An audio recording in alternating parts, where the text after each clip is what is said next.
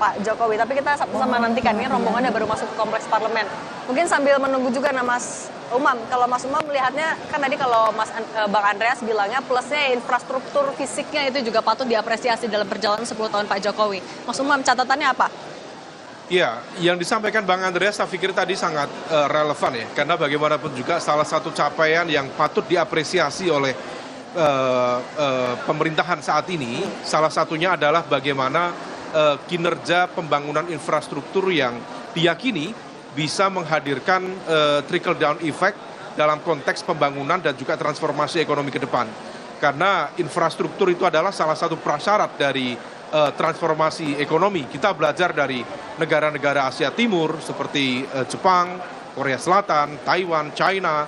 Infrastruktur itu memang harus diperkuat sebagai bagian dari prerequisite tadi itu ya dalam konteks developmentalism.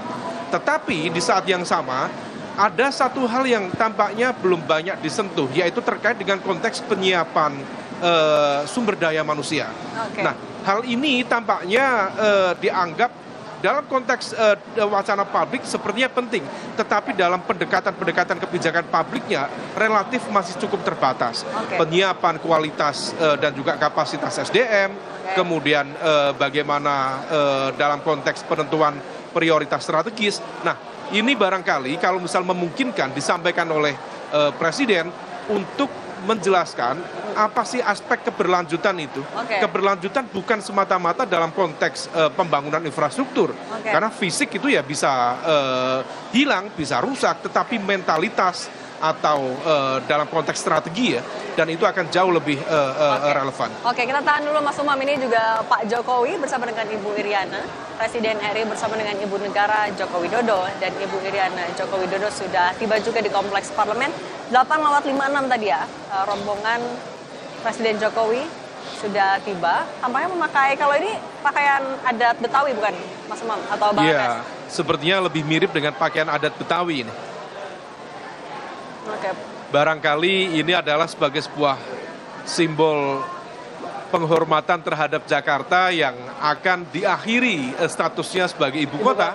Okay. Yang akan kemudian bergeser ke IKN Nusantara. Oke, Presiden Joko Widodo dan Ibu Iriana Joko Widodo bersama Wakil Presiden RI Ma'ruf Amin bersama Ibu Muri Ma'ruf Amin tiba di kompleks parlemen Jakarta, berfoto bersama terlebih dahulu bersama dengan pimpinan MPR, DPD, dan juga DPR RI. Cindy, saya boleh pamit ya? Oh, oke. Bang Andreas juga sudah siap-siap mau masuk ke dalam berarti ya? Mulai masuk lagi nih. Oke, siap. Bang Andreas, terima kasih kalau gitu ya, politisi senior PDI Perjuangan. Terima kasih Bang Andreas. Sehat selalu. Bang Andreas, good luck Bang.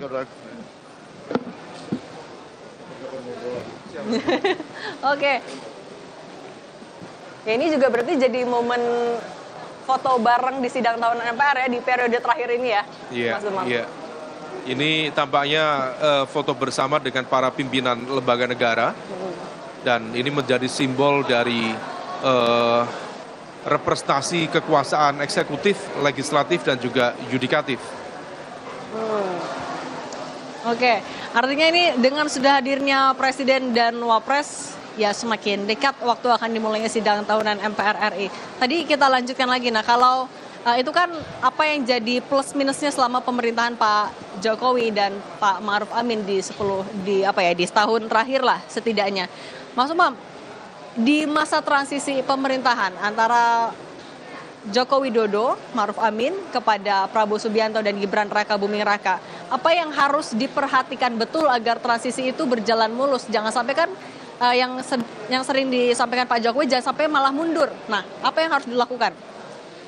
Ya, tentu spektrum penjelasannya sangat luas ya. Tetapi dalam konteks transisi kekuasaan, yang paling fundamental adalah stabilitas politik dan pemerintahan itu sendiri. Nah, di dalam konteks ini tentu kemampuan kepemimpinan dari Pak Prabowo sebagai presiden terpilih tentu diharapkan bisa mengelola dengan baik, memanage dengan baik, sehingga tidak banyak riak-riak dan juga faksionalisme yang terjadi.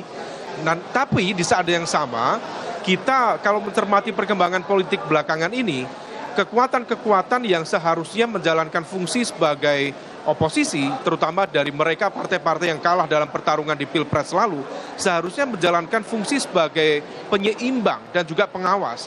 Tetapi justru sebaliknya, per hari ini justru semakin merapat, mendekat dengan kekuasaan. Nah, akhirnya apa? Yang terjadi adalah terciptanya majority presidentialism. Karena praktis dari 8 partai politik di Senayan, 7 partai semuanya sudah bergabung, dan hanya menyisakan satu partai yaitu PDIP yang tampaknya akan konsisten di dalam fungsi sebagai oposisi dan di luar pemerintahan.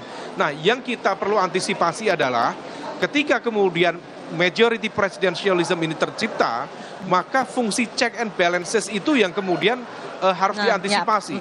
Jangan sampai kemudian pengawasan lemah dan kemudian bisa terjadi hal-hal yang justru mengkooptasi hal-hal yang sifatnya justru memfasilitasi ya terciptanya apa yang disebut dengan neo-authoritarianism atau lack of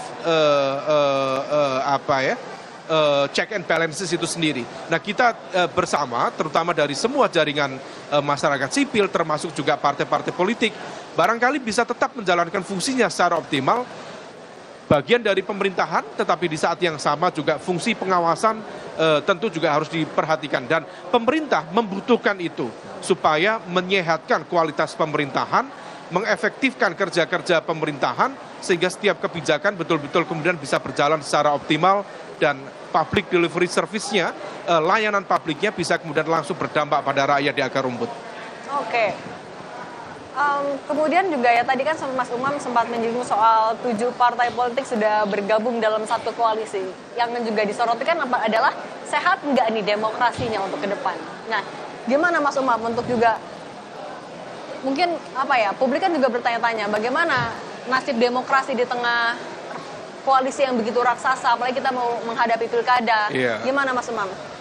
Ya, memang observasi banyak peneliti terhadap kualitas demokrasi di Indonesia sedang mengalami situasi yang tidak mudah.